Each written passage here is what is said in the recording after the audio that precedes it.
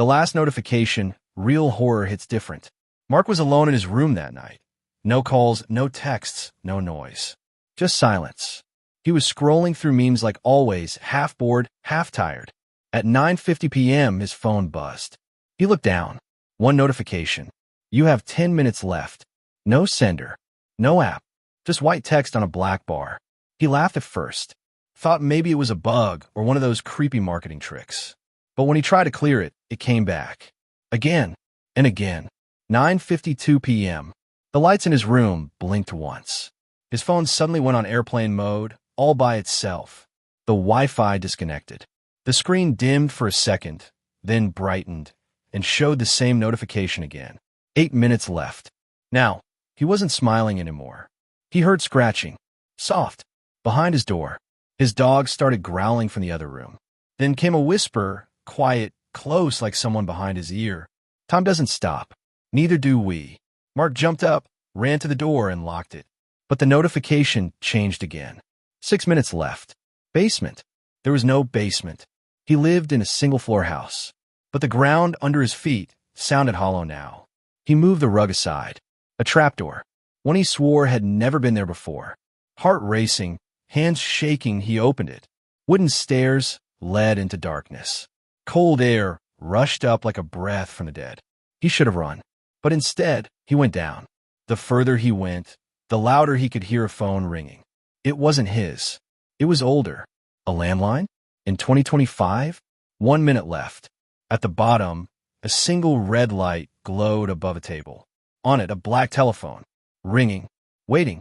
He picked it up. Silence. Then a voice, calm, slow, cruel. Welcome to the list. The light went out. And Mark? He didn't come back. The next day, someone in another city got the same message. You have 10 minutes left. The last notification took her, but the list isn't over yet. Now imagine this. If your phone lit up right now and said, you have 10 minutes left, what would you do? Let me know in the comments, because the next name could be yours. The list begins, sequel to the last notification. Ria was working late in her small apartment above the coffee shop she owned. A storm was brewing outside, rain tapping the windows, thunder rumbling somewhere far. She was sipping cold coffee, checking online orders, when her phone buzzed. She picked it up casually. Notification. You have 10 minutes left. She blinked, confused. There was no app name, no number, no sound. Just a message. Same as always, plain, emotionless, direct. She rolled her eyes. Spam. She locked her phone and kept typing. 9:51 p.m. The lights flickered. Once. Then again. Then off. Everything went black for 2 seconds. When power came back, her laptop was off. Phone was frozen. No Wi-Fi. No signal. And the message was still there on the screen. 9 minutes left. Ria stood slowly. The air in the room had changed. Heavier, colder. The smell of burning wires crept in, but nothing was on fire. Then the whispers began. Very faint, like someone breathing inside the walls. It's her turn now. She turned around. No one. Then she heard footsteps. Above her. Impossible. She lived on the top floor. 8 minutes. She grabbed her flashlight and slowly walked upstairs to the roof access, trembling. The door was wide open, creaking in the wind. She stepped onto the rooftop and froze. In the middle of the rooftop, there was a chair. A phone on it. Old. Rotary style. Already ringing. A single note was taped to the phone. Answer to survive. But before she could touch it, another phone rang. Her own. Somehow back on. Caller ID. Unknown. Message on screen. Too slow. Suddenly, everything stopped. The wind. The rain. The sound. Time froze. And a figure appeared behind her. Black. Faceless. Silent. It whispered. One takes the call. One takes your place. And in that moment, she disappeared.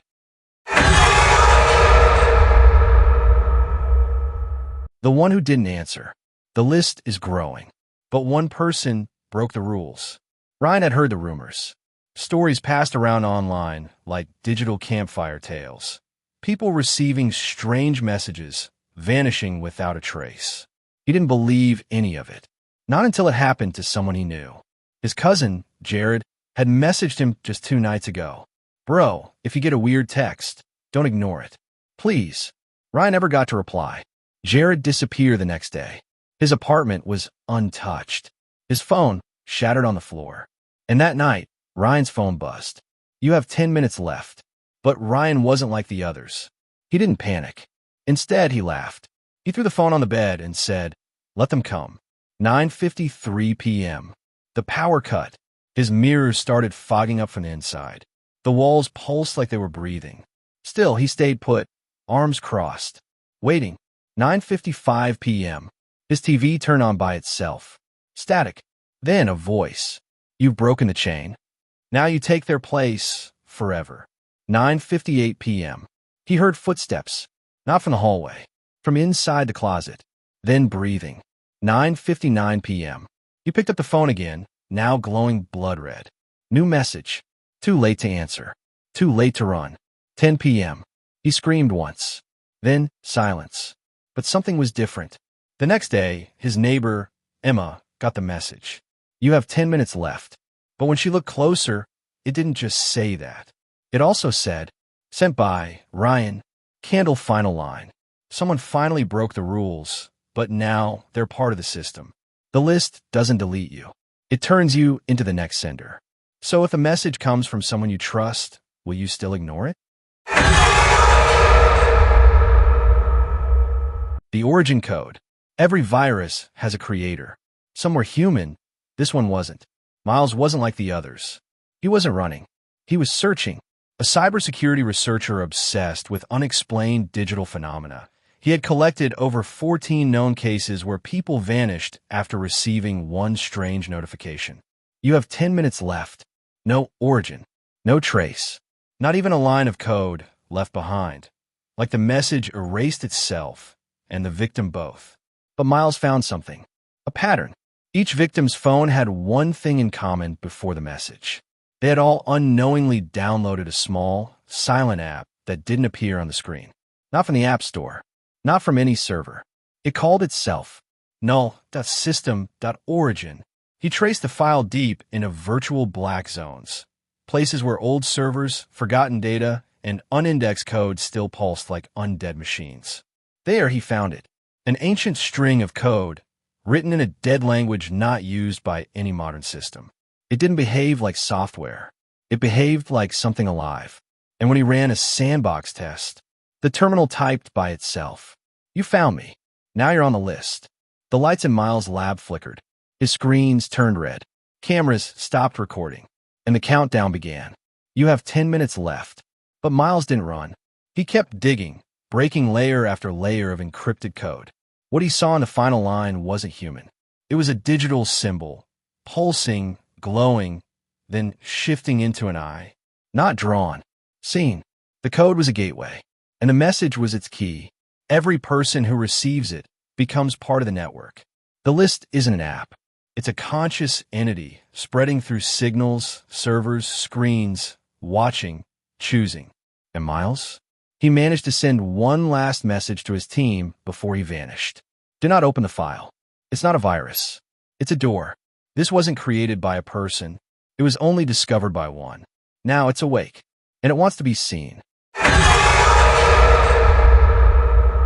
The final forward. You can't stop the message. But maybe you can choose who sees it next. Ava had lost everything. Her brother Ryan gone. Her best friend Ria vanished. Even her mentor Miles had disappeared while trying to trace the origin.